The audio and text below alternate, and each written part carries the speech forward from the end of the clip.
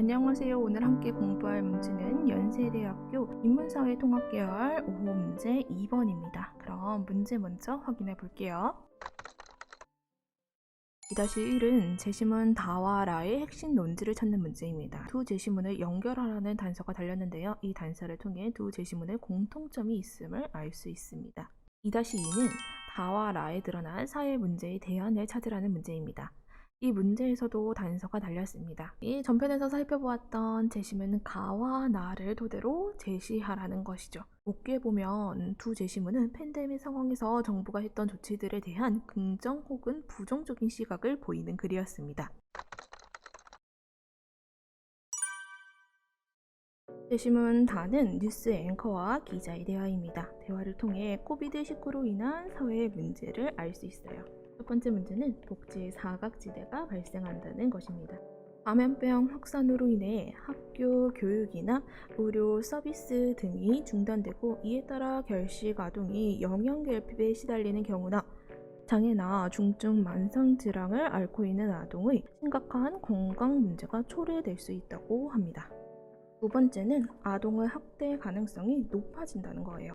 부모의 실직이나 스트레스 증가로 인해 아동은 정서적으로 안 좋은 영향을 받을 수 있고, 특히 주거 복지 상황이 좋지 않은 경우에는 아동 학대의 가능성도 높아진다고 합니다.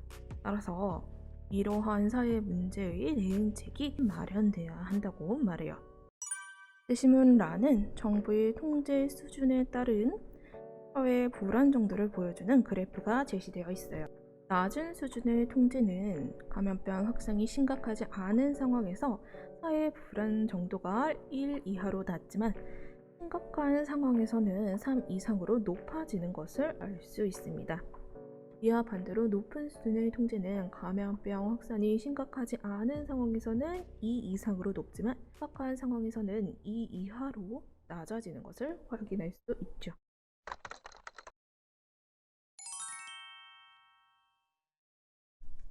우리는 제시문 라이 그래프를 통해 정부의 통제 수준이 감염병 확산 정도에 따라 달라져야 함을 알았습니다. 감염병 확산이 심각하지 않은 상황에서 감염병을 잡겠다고 무턱대고 강한 대응책을 내놓는다면 사회 불안 정도만 높이는 꼴이 될 겁니다. 또한 다에서 제시한 사회 문제가 심각해질 수도 있을 거예요. 그렇다고 감염병 확산이 심각한 상황에서 약한 대응책을 취한다면 이 또한 사회 불안 정도를 높입니다.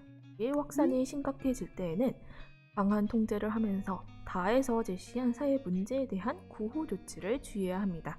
따라서 정부는 감염병 확산 정도에 따라 유동적으로 대응해야 하며 감염병 대응으로 인한 사회 문제를 살펴서 이에 대한 구호 조치를 마련해야 할 것입니다. 제시문 가는 감염병 확산으로 인한 정부의 대응을 보여주는 글이었어요. 아에서 세종은 조정의 각 부처는 백성들을 구호하고 치료하는 데 힘쓰라고 말해요. 그리고 백성의 구호에 힘쓰지 않은 소극전을 던지기 천승열과 불량, 유혈을 신문하고 감염병 확산으로 인해 고통받는 목덕을 구호하게 하죠. 이를 통해 제시문 다에 드러난 사회 문제의 대안을 찾을 수 있어요.